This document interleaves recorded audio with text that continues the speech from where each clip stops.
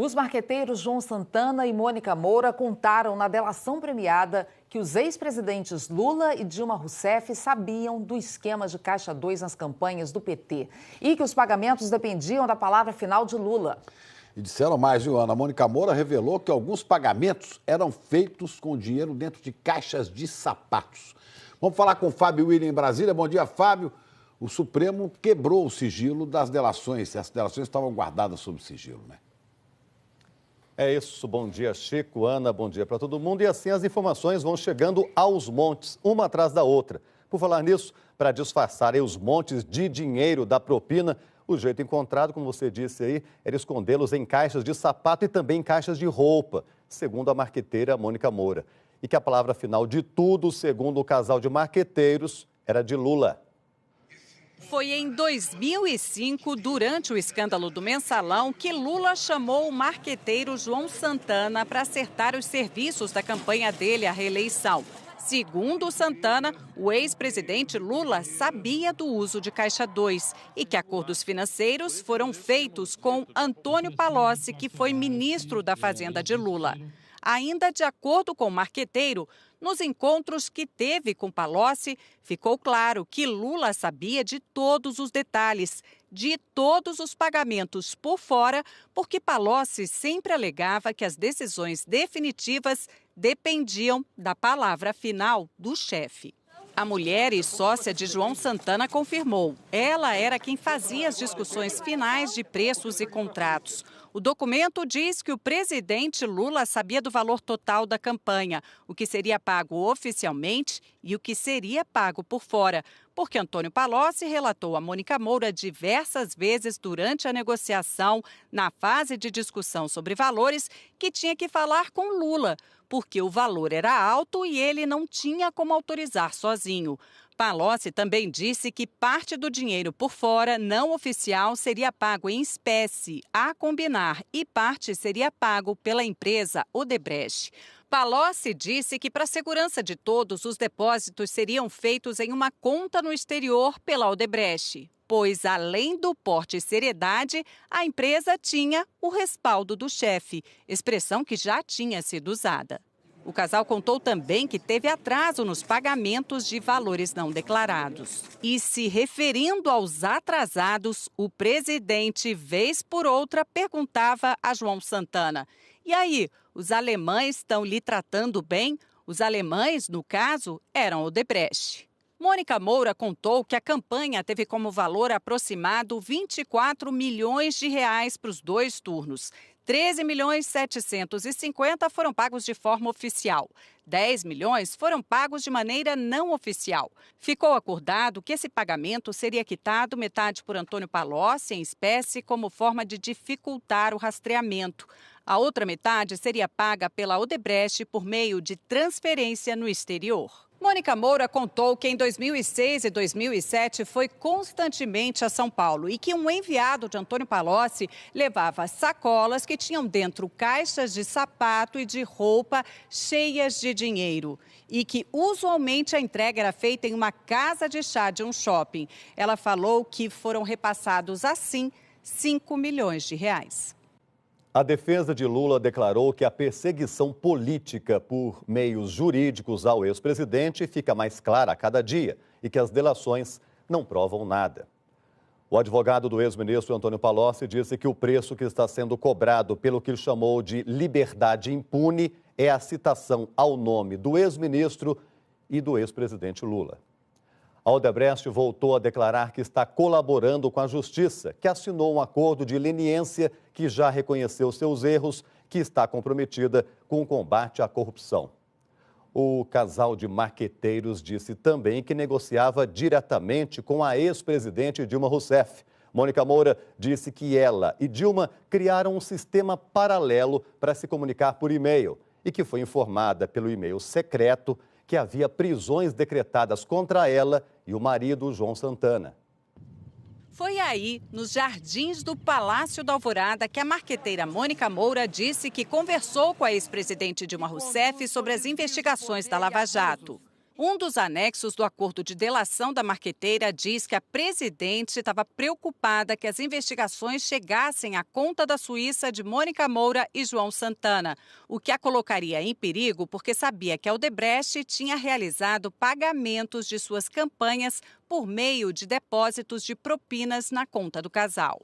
Depois da conversa, segundo Mônica, Dilma disse: precisamos manter contato frequente de uma forma segura para que eu lhe avise sobre o andamento da operação. Estou sendo informada de tudo frequentemente pelo José Eduardo Cardoso, na época, o ministro da Justiça. Segundo a delação, Mônica e Dilma tinham uma forma de se comunicar. A marqueteira contou que criou do próprio computador da então presidente um e-mail com nome e dados fictícios e que as duas sabiam a senha e podiam ler e escrever mensagens que ficavam armazenadas na caixa de rascunho. Assim, teoricamente, as informações não circulavam. O combinado foi que, quando tivesse novidade, um assessor da presidente, Gilles de Azevedo, encaminharia uma mensagem para o celular de Mônica Moura com assuntos irrelevantes, como, por exemplo, veja aquele filme, gostei do vinho indicado. Era sinal para que Mônica checasse o e-mail. Por esse e-mail, Mônica Moura disse que foi sistematicamente informada sobre o andamento da operação. Em maio de 2015, de novo no Alvorada, a presidente, segundo a delação, demonstrou para Mônica preocupação, pois as coisas estavam avançando rapidamente e ela não tinha controle sobre a operação e que, por sugestão de Dilma, criaram um segundo e-mail. O documento diz: os textos eram sempre metafóricos, mas seu conteúdo sempre se referia à proximidade da operação quanto a Mônica Moura e João Santana. Em uma sexta-feira, 19 de fevereiro de 2016, Mônica Moura diz que foi avisada pelo e-mail secreto que já existiam mandados de prisão assinados contra eles. Mas antes da Lava Jato, Dilma, também no Alvorada, segundo Mônica, conversou com ela sobre pagamentos ilegais. A delação diz: a presidente sempre se dizia disposta a ajudar e desde o início tinha pleno conhecimento de que a Odebrecht ficaria responsável pelo pagamento não oficial de 35 milhões de reais. Isso na campanha à reeleição. A marqueteira contou que, desse total, cerca de 10 milhões foram entregues em espécie no Brasil, em hotéis e flats.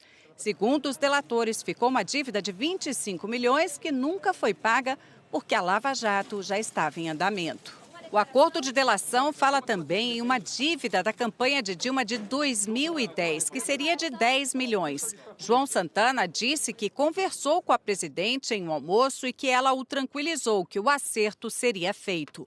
O Caixa 2 foi pago pelo empresário Zivi Skornik, 4 milhões e meio de dólares ou 9 milhões de reais. O resto da dívida, 1 milhão, segundo o casal, nunca foi pago.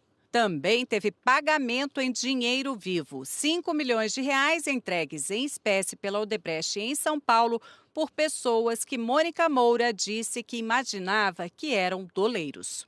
A delação traz um outro fato, de que Dilma pediu que Mônica Moura e João Santana arcassem com custos de gastos pessoais mesmo depois de encerrada a campanha. Entre os gastos está o pagamento de uma camareira. O valor total estimado pago foi de R$40 mil em 2010. E o cabeleireiro que trabalhou na campanha e recebeu de forma legal, mas Dilma, segundo o documento, continuou usando os serviços para eventos importantes. Então, um assessor de Dilma, segundo a delação, pediu que Mônica Moura fizesse o pagamento como forma de favor. Segundo delatores, de 2010 a 2014, o valor estimado total pago para o cabeleireiro, R$50 mil. Dilma Rousseff disse que João Santana e Mônica Moura prestaram falso testemunho e faltaram com a verdade em seus depoimentos. A ex-presidente declarou que eles provavelmente foram pressionados por ameaças dos investigadores. Dilma Rousseff também disse que acredita que a verdade virá à tona. José Eduardo Cardoso afirmou que, como ministro da Justiça, era oficialmente informado pela Polícia Federal sobre as operações no momento próprio, de acordo com a legislação, e que, por dever de ofício, repassava as informações para a então presidente. O ex-assessor de Dilma Rousseff, Gilles Azevedo, negou ter criado a conta de e-mail citada por Mônica Moura. Ele disse que sequer tinha conhecimento das mensagens mencionadas. Nós não tivemos resposta da defesa de Zivi Skornik. Ana. Ô, Fábio, a gente vai ver agora como é que eram os códigos usados nessa troca de e-mails entre a ex-presidente Dilma Rousseff e Mônica Moura para avisar sobre as operações da Lava Jato. Um dos e-mails secretos era enviado com o nome falso de Yolanda. A gente pegou o documento da delação que mostra como é que eram as conversas de Dilma para alertar para o risco iminente da Operação Lava Jato. O e-mail alerta que a operação vai ser a qualquer momento e que Mônica também é alvo. É nesse texto aqui, olha. O seu grande amigo está muito doente. Os médicos consideram que o risco é máximo 10. O pior é que a esposa, que sempre tratou dele, agora está com câncer e com o mesmo risco. Os médicos acompanham os dois dia e noite. Essa última frase aqui quer dizer que a Polícia Federal estava monitorando o casal sob vigilância máxima. Os marqueteiros revelaram ainda como eram as negociações de Caixa 2 para outras campanhas. Fábio, o João Santana disse que teve pagamento acertado dentro de uma sauna para preservar detalhes do acordo. Ô, Chico, deve ter sido uma conversa quente, né, lá na sauna. Puxa. Bom, pelo que a gente está vendo aí, teve de tudo nessas negociações de propina. E o casal de marqueteiros contou detalhes das tratativas. Os dois publicitários revelaram detalhes de contratos que fizeram para várias campanhas de outros políticos. Em todas foram pagos da mesma forma. Parte do valor tinha que ser por fora, ou seja, usando recursos não declarados.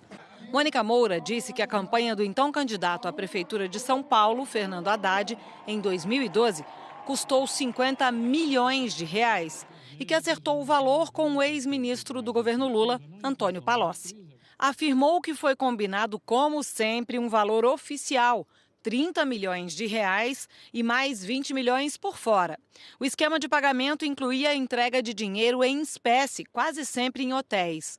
Ela contou que, terminada a campanha, ficou uma dívida de 5 milhões de reais e que, depois de muito cobrar, foi avisada pelo tesoureiro do PT, João Vacari, que o ex-presidente Lula tinha se comprometido pessoalmente a ajudá-los a receber o restante e que o empresário Ike Batista faria o pagamento.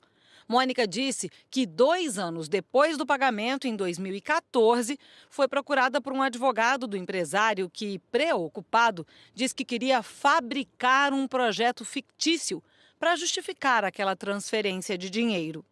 O casal também falou sobre a campanha do então ministro do Desenvolvimento Social e Combate à Fome, Patrus Ananias, do PT, para a Prefeitura de Belo Horizonte, em 2012. Mônica Moura disse que discutiu detalhes dessa campanha com o então ministro Fernando Pimentel e que os dois acertaram o valor e a forma de pagamento. 8 milhões de reais oficialmente e mais 4 milhões de forma extraoficial. Mônica relatou que também neste caso houve atrasos nos pagamentos e que numa ocasião Fernando Pimentel levou pessoalmente cerca de 800 mil reais em dinheiro dentro de uma mala para ela em São Paulo. A marqueteira diz ter alegado que não teria forma segura de transportar o dinheiro para a capital mineira e que então Fernando Pimentel se dispôs a levar o valor para Belo Horizonte. No depoimento, ela afirmou que soube que Pimentel levou os 800 mil em um jatinho particular. Os dois publicitários ainda contaram que em 2013 foram contratados para fazer comerciais de TV em horários reservados ao PT do Rio de Janeiro, para melhorar a imagem do senador Lindbergh Farias, porque ele pretendia concorrer ao governo do estado em 2014. Segundo Mônica Moura, o trabalho custou 600 mil reais. 200 mil foram pagos oficialmente pelo PT e 400 mil pela empreiteira OAS, diretamente a ela. Mônica Moura disse que os detalhes foram acertados com um assessor do senador Lindbergh, que tinha pleno conhecimento de tudo, inclusive que a empreiteira OAS pagaria propina para bancar a parte da publicitária.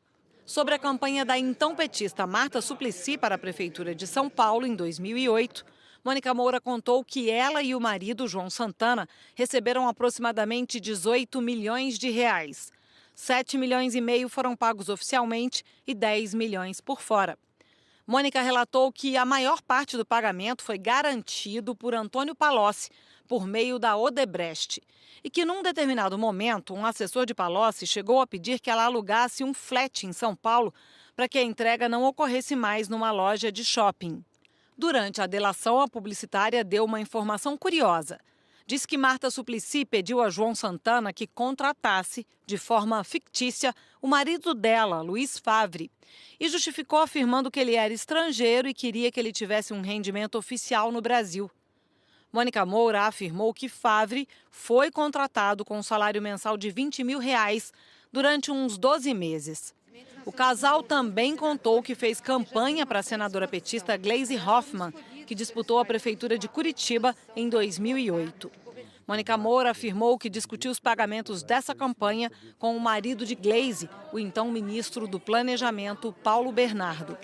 Eles teriam combinado o valor de R$6 milhões para o primeiro turno, sendo que a maior parte, cerca de R$4 milhões, foram pagos com valores não declarados. Entre os detalhes curiosos descritos pelo casal está um encontro entre João Santana e o ex-senador Delcídio do Amaral, do PT. Mônica Moura contou que eles fizeram a campanha de Delcídio ao Senado em 2002 e que o senador exigiu que parte do pagamento fosse feita no exterior. De acordo com ela, durante a negociação na casa do senador em Campo Grande, João Santana foi convidado a conversar com Delcídio dentro de uma sauna. Com isso, Delcídio tentava preservar detalhes do acordo, como valores e forma de pagamento. Os publicitários foram condenados a 8 anos de prisão por lavagem de dinheiro, mas como fizeram um acordo de delação premiada, revelando detalhes dos crimes cometidos por eles e por outras pessoas como políticos, tiveram a pena reduzida e não voltarão para a cadeia, onde ficaram por 5 meses no ano passado. Eles vão perder os quase 22 milhões de dólares que tinham em contas na Suíça e ainda terão de pagar cada um uma multa de R$3 milhões até o começo de junho. Mônica Moura e João Santana estão em casa, em prisão domiciliar, por 1 ano e meio, com tornozeleira eletrônica. Depois passarão mais 1 ano e meio no regime semiaberto e aí poderão sair de casa durante o dia para trabalhar. Em seguida, vão cumprir mais 1 ano em regime aberto e, nesse caso, têm de ficar em casa apenas nos fins de semana e feriados.